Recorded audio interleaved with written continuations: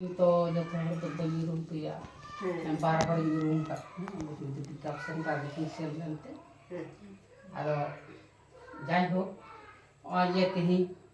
अब मिट्टी मिशन रे बन जोड़ाव कना ओना जे मिशन ना उद्देश्य दो हुई पिया प्रथम रे जे मेना कदा स्वास्थ्य रक्षा स्वावलम्बन और नारी सशक्तिकरण जाए इन बेसि किछु तो बी लैदा जहाँ टुकु कारण तो देरी कदा जहाँ टुकु अब गकुड़िया इन टुकु लैदा तो अब ये पहले सेड़ा ये तो मार्केटिंग प्लान तो मार्केटिंग प्लान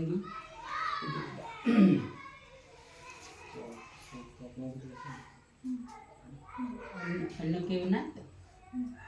अच्छा बाजार व्यवस्था में तो बाहर ना बाजार व्यवस्था तो बन बटाई गया तो तीन प्रतिटी हर के मिटन किछु बन कमी है ना कमी गया बांग तो kami juga परिश्रम kan tiang terbang juga कोनो दिन juga तो जतो टुकु कमी या kami nang अदो हाँ और बेल दो कटिंग मैडम दिक्कत भी बोला है तो कमी अब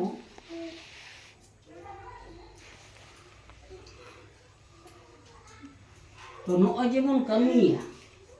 कमी ना उद्देश्य दो चेत तबो रोजगार है ना से तो रोजगार तो होना अपन रोजगार है ना ओना बन रोजगार और जेबन रोजगार नोआ तो नोआ ना रोजगार कोनो जगह बन खर्च आसे है ना से अब नित्य प्रयोजनीय जहाँ जिनिस को लगा ताबन नोआ लगी तेबन खर्च तो खर्च अब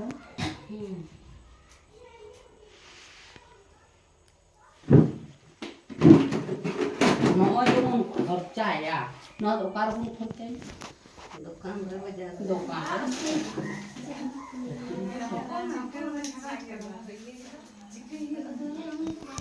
अरे बिकिन ले हना बाकी नहीं डाटा बाकी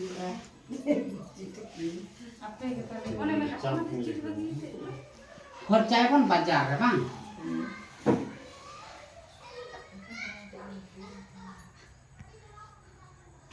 बाजार रे तो बाजार रे कोनो मिटन दुकान रे जखन बन सेनो तो उनी दुकानदार अब चिली मिताबो चिली को मिताबो खुददार को मिताबो ठीक जहां ले के दा खुददार को मिताबो तो ओने ओना कथा गे इंग्रेजी ते तो मता कना कस्टमर तो अब जखन कोनो किछु प्रयोजन हुई ताबोना तो उन ओकारे बन चला अब सुर सुपुर रे कोनो दुकान रे ताई तो दुकान रे खुचरा दुकान रे गिटला तो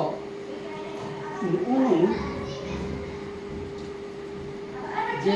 दुकानदार नुई आज की तैरिया बाय तैरिया ताले उनी जे चिकिया आइरन जहां आज खज लटू नो दुकान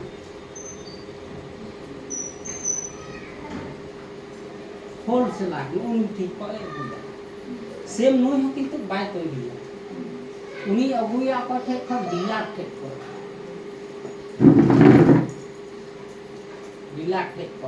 डीलर हो बाय तैरिया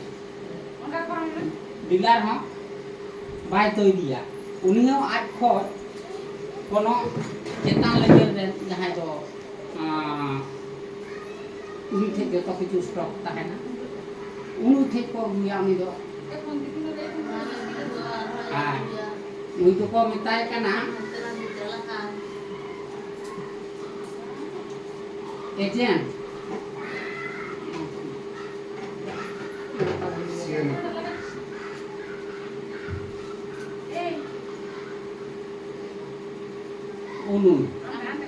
উনুই ঠেক খোঁজ উনুই ইদিয়া তো নুই হᱚᱸ বাই তৈরিয়া নুইয়াᱜ ᱫᱚ ᱥᱤᱥᱴᱮᱢ ᱫᱚ ᱱᱚᱝᱠᱟ ᱞᱮᱠᱟ ᱠᱟᱱ ᱛᱟᱭᱟ ᱮᱢᱚᱱ ᱞᱮᱠᱟ ᱵᱮᱵᱚᱥᱛᱷᱟ ᱢᱮᱱᱟᱜ ᱠᱟᱫᱟ ᱡᱮ ᱯᱨᱚᱛᱤᱴᱤ নুই দিশম রে যাহা লঞ্চᱚᱜᱼᱟ নুইয়ে তুলᱟᱹᱣ আলা সিস্টেম লেকাতে তা নুই তুলᱟᱹᱣᱟᱭ ᱚᱠᱟ ᱠᱷᱚᱡ ᱢᱤᱫᱴᱮᱱ ᱢᱮᱱᱩᱯᱷᱮᱠচার কোম্পানি ᱠᱚ তাহলে মূল কথা ᱫᱚ ᱦᱩᱭᱩᱜ ᱠᱟᱱᱟ যে কোনো জিনিস দিয়ে তৈরিটা ওনা কোম্পানি বা কোনো ফ্যাক্টরি রে তো সব মামন কোনো ম্যানুফ্যাকচার কোম্পানি মিটেন 5 টাকা না জিনিসে তৈরি করে 5 টাকা না জিনিস ইয়ার পরে ওই যে ওনা জিনিসে তৈরি করা ওনা তৈরি একাটায় মানে বাই বিজ্ঞাপন বা অ্যাডভার্টাইজ বাই করাল খাদ্য আবো বাবন বাটায় নাম দাঁড়ে তাই তো তো নয় যে নডে অ্যাডভার্টাইজ বা বিজ্ঞাপন হুইবা নডে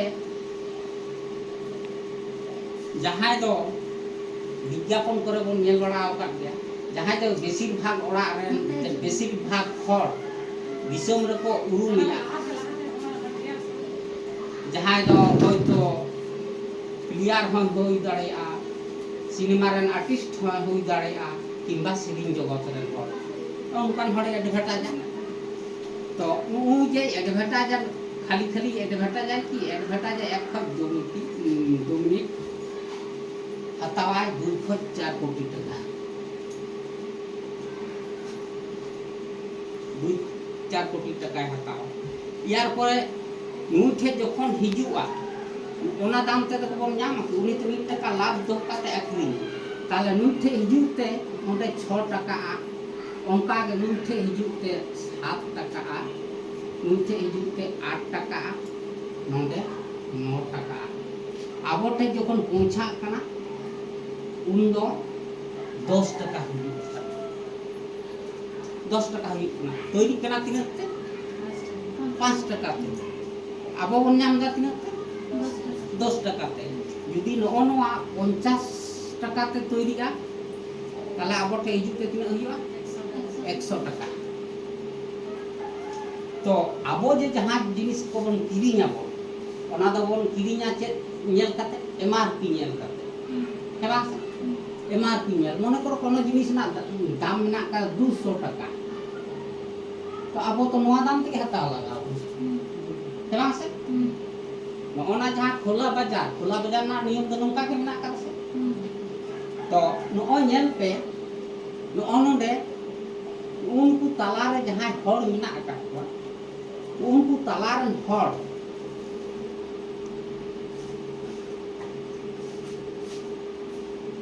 उनको को जमदा अर्धेक टाका चेदा से नोडे तोरी कना 50 टाका ते तलारे ताहन कना 50 ताले उनको जहां मिडिल रे मिना आका उनको को जमदा 50 टाका तो आबो जखन सारा दिन बन कमिया सारा दिन बन कामी लेखान आबो कुड़े हिउ करा धरो 200 टाका हेबां से तो ओय कामी ना कुड़े 200 टाका रे तादा कोई जमदा 100 टाका नुई जम नोआ गे की ठीक बा तार पर हिउ कना ताले 50% टाका अर्थात अर्धेक टाका जम काते हो उनिया मने रे तो तृप्ति तो बांग तृप्ति बांग हुई कना चेद का उनी चेष्टाया जे 50% पर 70% टाका कमाना चेष्टाया 70% कमाना चेष्टाया तो ओना दे चेद का काते बांग्ला भाषा बोलो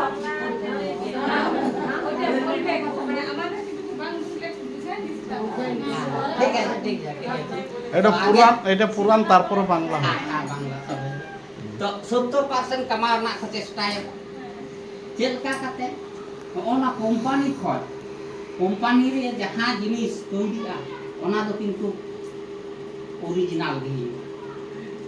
कंपनी रे जहां बा फैक्ट्री जहां जिनिस तैरिया ओना दो ओरिजिनल गे चेक का ओरिजिनल जेमन मिटेन गई उनी ठे को जुदी तोवा बन हटावा ओरिजिनल बन ᱧᱟᱢᱟ से दाग मिसाल बन ᱧᱟᱢᱟ ओरिजिनल बन ᱧᱟᱢᱟ तेमनी नोनु फैक्ट्री जुदी आबो गई बन मिटाया हैं ताले खा तो नुई तो ओरिजिनल गे माबोना है ना तो नोनोडे ओना 70% जहां जे कमार ना को चेष्टाया नोनोडे कंपनी ठे खय तुलो कदा 100 पेटी माल आर उनकुआ एमन मिटन नॉलेज ना कदा जहां दो जहां जिनिस बन नेलनामा उनका के सेम को तैरिया सेम पैकेज सेम जोतो किछु आबो दो इनी पब्लिक और दो उड़ युग काते तो नेल काते तो बाबो नता ताले नोनोडे को हटाव केदा 100 पेटी माल ताले नोन कंपनी ठीक को हटाव केदा 100 पेटी आर तालार को तैरि केदा 100 पेटी ओना अर्थात को डुप्लीकेट कदा डुप्लीकेट कथा पे विश्वास आ नकल कथा पे विश्वास आ ये बड़ा कदा बाबा कोनो किछु पे नेल कदा नकल हुईते सावधान नेल कदा तो नोन का कते उनको नकल को तैरि केदा 100 पेटी तो उनको हर जे को चिकया नोनोडे हिजु कना 200 पेटी माल ओनोडे एबांग से नोनोडे हिजु कना 200 पेटी माल तो नोना कंपनी को जहां जिनिस चला कना जहां सामान सनो कना ओंडे दो मिटन आखरी लिखा तिने लाबा मिट टका लाबा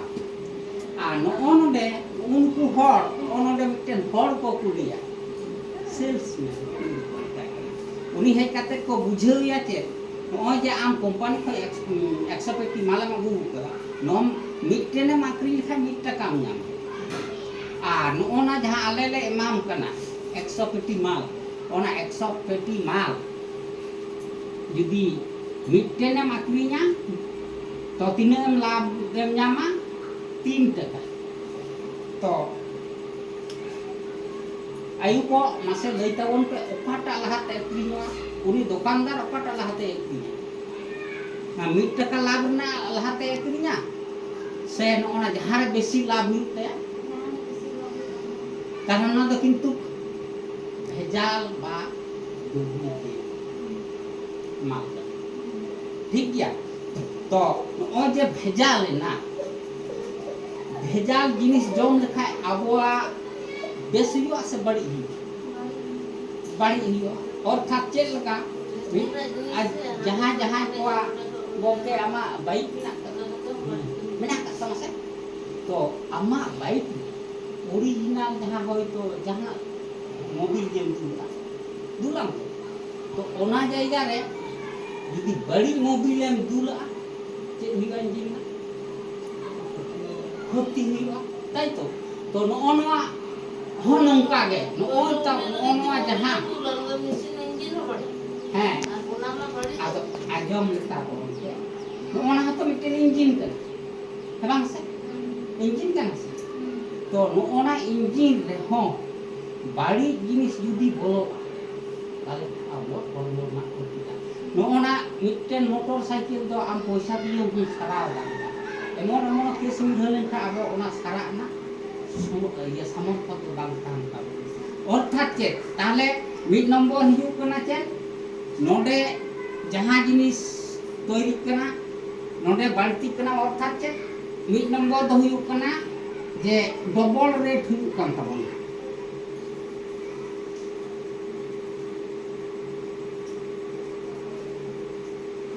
रेट ताई तो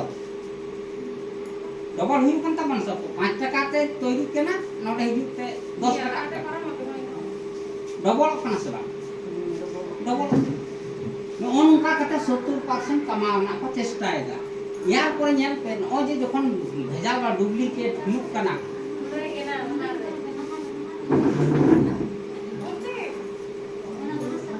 ᱱᱚᱜᱼᱚᱭ ᱡᱮ ভেজাল বা ডুপ্লিকেট ᱦᱤᱡᱩᱜ ᱠᱟᱱᱟ তাতে ᱧᱮᱞ ᱯᱮ ᱟᱵᱚᱣᱟᱜ ᱫᱤᱥᱚᱢ ᱨᱮ ᱯᱨᱟᱭ ᱜᱮ ᱨᱳᱜᱽ ᱵᱤᱜᱷᱤᱱ ᱨᱮᱱᱟᱜ ᱱᱤᱛ ᱵᱤᱨᱟᱴ ᱵᱮᱥᱤ ᱦᱩᱭᱩᱜ ᱠᱟᱱᱟ ᱚᱠᱚᱭᱟᱜ ᱜᱚᱱᱴᱷᱤ ᱦᱟᱹᱥᱩ ᱚᱠᱚᱭᱟᱜ ᱰᱟᱸᱰᱟ ᱦᱟᱹᱥᱩ ᱚᱠᱚᱭᱟᱜ ᱜᱮᱥ ᱱᱚᱝᱠᱟ ᱠᱟᱛᱮ ᱱᱤᱛᱚᱜ ᱟᱵᱚ ᱨᱳᱜᱽ ᱵᱤᱜᱷᱤᱱ ᱵᱟᱹᱲᱛᱤ ᱠᱟᱱᱟ ᱥᱮ ᱠᱚᱢ ᱜᱚᱝᱠᱮ ᱪᱮᱫ ᱞᱮᱠᱟ ᱵᱟᱹᱲᱛᱤ ᱠᱟᱱᱟ ᱪᱮᱫᱟᱜ ᱵᱟᱹᱲᱛᱤ ᱠᱟᱱᱟ ᱱᱚᱜᱼᱚᱭ ᱡᱮ ᱵᱟᱡᱟᱨ ᱨᱮ ᱠᱚᱢ ᱫᱟᱢ ᱛᱮ ᱡᱟᱦᱟᱸ ᱡᱤᱱᱤᱥ ᱵᱚᱱ ᱧᱟᱢ ᱮᱫᱟ ᱱᱚᱣᱟ ᱫᱚ ᱟᱵᱚ ᱫᱚ ᱵᱟᱝᱵᱚᱱ ᱵᱟᱲᱟᱭᱟ ᱚᱱᱟ ᱫᱚ ᱵᱮᱥᱟ ᱥᱮ ᱵᱟᱹᱲᱤᱡᱼᱟ ᱦᱮᱸ ᱵᱟᱝ ᱥᱮ তাহলে 2 নম্বর রে ᱦᱩᱭᱩᱜ ᱠᱟᱱᱟ রোগ সৃষ্টি করা আচ্ছা ইয়ার পরে চেক ᱦᱩᱭᱩᱜ ᱠᱟᱱᱟ যে নয় যে জাহাঁ জিনিস দো 200 টাকা এমআরপি নেল কাতে কোন হাতাও এটা আবো কোনো পাকা বিল কো এমাবো না বাংকো এমাবো না তো পাকা বিল চেদা বাংকো এমাবো না নয়া কারণ তে নয়া কান গিয়া যে ওনারে আকোয়াক মাল রᱮᱱᱟᱜ কোনো গ্যারান্টি বানু কাতে পাকা বিল বাংকো তাহলে যে 3 নম্বর পয়েন্ট ᱫᱚ ᱦᱩᱭᱩᱜ ᱠᱟᱱᱟ ᱚᱸᱰᱮ ᱴᱮক্ᱥ ᱠᱚ ᱪᱩᱨᱤᱭᱮᱫᱟ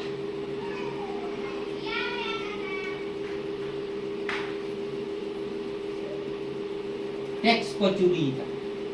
ᱛᱚ ᱱᱚᱣᱟ ᱠᱤ ᱴᱷᱤᱠ ᱴᱮক্ᱥ ᱪᱩᱨᱤ ᱵᱷᱟᱹᱜᱤᱭᱟ ᱥᱮ ᱵᱟᱹᱲᱤᱡᱼᱟ ᱡᱟᱦᱟᱸ ᱴᱮক্ᱥ ᱴᱟᱠᱟᱛᱮ ᱟᱵᱚᱣᱟᱜ ᱨᱟᱥᱛᱟ ᱜᱷᱟᱴ স্কুল কলেজ আদি কিছু আবহাওয়া উন্নয়ন লাगित তাহলে বেশ আছে বাড়ি নয় যে কো কুমুইদা নয়া দো বেশ পে মনে আছে বাড়ি পে মনে বাড়ি তাহলে নয়া কো পেয়া সমস্যা চিন্তা ভাবনা কাতে গে মিটেন দিশম রে নিতুমান হর যাহাই কো হুᱭᱩᱜ ᱠᱟᱱᱟ চাল ছাবড়া মিটেন নতুন দোকান না আবিষ্কার যে লেখা ওনা তো কো মেতা কানা ডাইরেক্ট সেলিং তো direct selling do chet leka direct selling do huyuk kana nongka leka je jona je nunak gan সমস্যা huyuk kana ona nunak gan সমস্যা lagit te abo bhalite dohoy lagit te ona miten nutun rastai toiri ba nutun bazar e toiri kena ona de chet ka jaha kata doi lei direct selling onde miten do তৈরি কেনা নন্ডে তো তৈরি কেনা আর নন্ডে দা বন ব্যবহার এটা নন্ডে বন ব্যবহার এটা আচ্ছা উনি সঙ্গে যাহা ঠেক বন ᱧᱟᱯᱟᱢᱚᱜ কানা কাস্টমার প্লাস ই নন্ডে যাহা তো ডাইরেক্ট সেলিং ইন লই কাওদা ডাইরেক্ট সেলিং তো হona ᱧᱟᱯᱟᱢᱚᱜ জায়গা ᱨᱮᱱᱟᱜ ᱧᱩᱛᱩᱢ ᱦᱩᱭᱩᱜ ᱠᱟᱱᱟ ᱪᱮᱫ RCM বাজার RCM বাজার তো নona বাজার রে বন হেj len khan abo chet bon nyama noa kati nyel tabon te mid নম্বর রে bon nyam da je original mal bon nyam da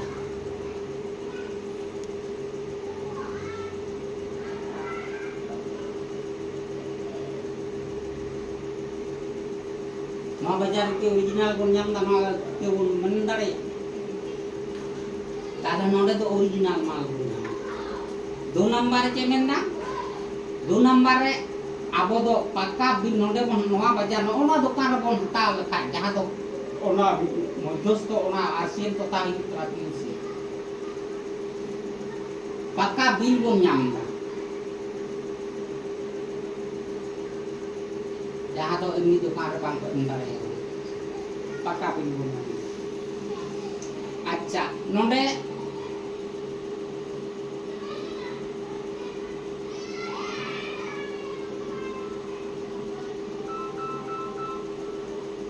मी दाम तो बन नामा अच्छा अच्छा अनेकेई बाजार पे सेनोग ताबन गया बाजार पे सेनोग ताबन गया मिट्टेन जिनिस चेतान रे जुदी बार पे दुकान पे सेनोगा मिट दाम हुयुआ इन मिट्टेन जिनिस हिता कर इन मिट दाम में मादरी हैं आर केउ सेनना उनी मिट दाम में मा मिट दाम ते मा अर्थात के ओंडे कोनो दाम रना ठिकान बन नोंडे तो किंतु जहां जायगा रे भारत वर्ष में जे कोनो जायगा रे नोआ दुकान रे बन हता लेखान दो मिट दाम ते बन नाम नोंडे तो बांधवान रे मेना करा हैं अंते कुइले पार रे मेना करा नोते अक्रोर रे मेना करा जहां ठेन के पे सेनो मिट दाम ते के और नोंडे चाचा करते नेल पे मिट जुदी साड़ी के पहनता मिटन साड़ी के मिट दाम ते जो हर बा ताले नोंडे तो मिट दाम ते कोई मिट दाम ते बन नाम 3-4 नंबर हिउ कना छे नोंडे बन हताव लखाय 10 खोज 20 टका छाड़ बन नामा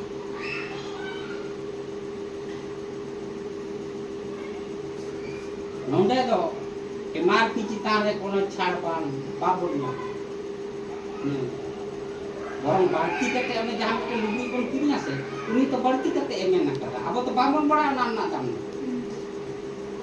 ताहले नोंडे दो नो नोआ ᱧᱟᱢᱚᱜᱼᱟ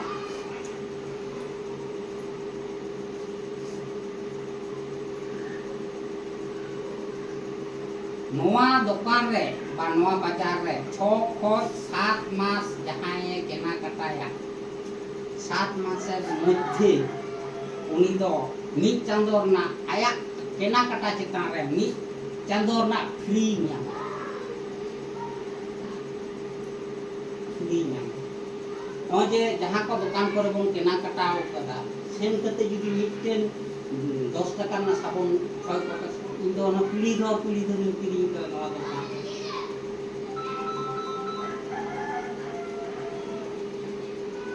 मिटन फ्री ते 10 टका ना साबुन बाय मा जे उनी दो 500 बिकरे मिटन कैलेंडर रे माबना আর মিষ্টি মাবনা তাই তো तो नोडे तो 6 मास केना कटार पर 7 मास रे जहां आया केना कटा चिता रे मी चंदो ना फ्री ᱧᱟᱢ यार परे जहां बाजार बन केना कटाया ओना बाजार में तो कोनो रोजगार बन करा नोडे तो रोजगार ना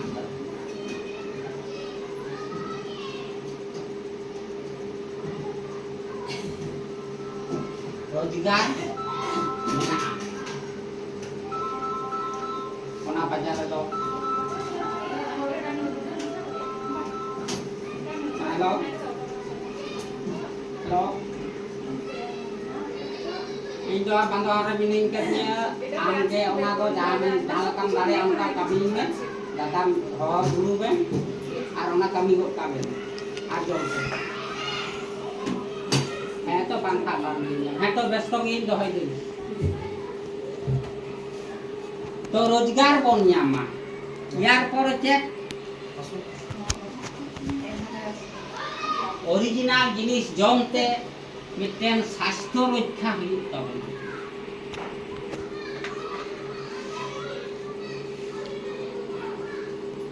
स्वास्थ्य रक्षा हुई तब अच्छा नोजिन जहां तिना गान जिनिस इन लई किदा नोआ तिनो गान आपे पे बुझे से तिनो गान बुझे गान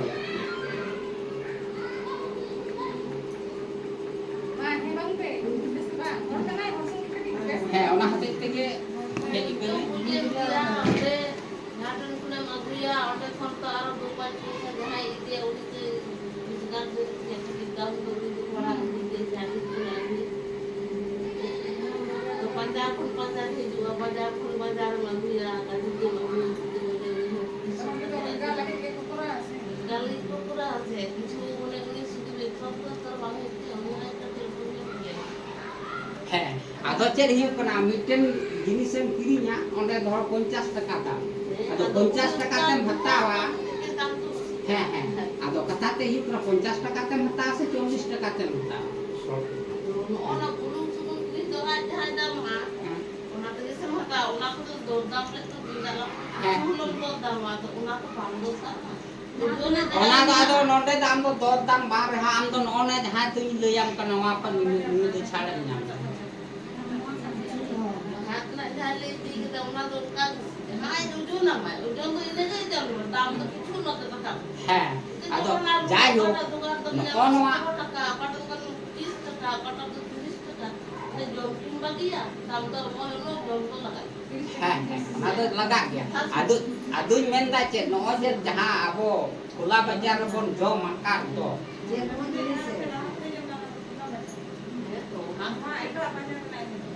ᱱᱚᱣᱟ ᱫᱚ ᱚᱱᱟ ᱵᱟᱡᱟᱨ ᱨᱮᱱᱟᱜ ᱠᱟᱛᱷᱟᱧ ᱞᱟᱹᱭᱟᱢ ᱠᱟᱱᱟ ᱡᱟᱦᱟᱸ ᱫᱚ ᱩᱱᱠᱩ ᱢᱮᱰᱟᱢ ᱛᱟᱠᱚ ᱠᱚ ᱦᱮᱡ ᱟᱠᱟᱱ ᱚᱱᱟ ᱦᱟᱛᱮ ᱡᱟᱱᱟ ᱱᱚᱰᱮ ᱵᱟᱝ ᱠᱟᱛᱮ ᱱᱚᱣᱟ ᱥᱩᱨ ᱨᱮ ᱵᱟᱝ ᱠᱟᱛᱮ ᱠᱷᱟᱛᱲᱟ ᱠᱷᱚᱡ ᱟᱹᱜᱩ ᱠᱮᱫᱟ ᱤᱧ ᱪᱮᱫ ᱨᱚᱝ ᱚᱱᱟ ᱫᱚ ᱩᱱᱤ ᱴᱷᱮᱡ ᱟᱨᱚ ᱵᱷᱟᱹᱜᱤ ᱠᱚ ᱵᱩᱡᱟ ᱡᱟᱭᱦᱳᱠ ᱤᱧ ᱱᱤᱭᱟᱹ ᱴᱩᱠᱩ ᱤᱧᱟᱹᱜ ᱠᱟᱛᱷᱟ ᱨᱚᱲ ᱯᱮ ᱵᱩᱡ ᱠᱟᱫᱟ ᱛᱚ ᱵᱩᱡ ᱠᱟᱫᱟ ᱯᱮ ᱴᱷᱤक আছে তাহলে ᱤᱧ ᱫᱚ ᱟᱫᱚ ᱟᱨᱚ ᱤᱧ ᱠᱷᱚᱡ ᱞᱟᱹᱴᱩ ᱢᱮᱱᱟᱜ ᱠᱟᱜ ᱛᱤᱧᱟ ᱞᱟᱹᱭᱟ ᱦᱟᱸᱜ ᱢᱟ ᱛᱟᱦᱞᱮ ᱡᱚᱦᱟᱨ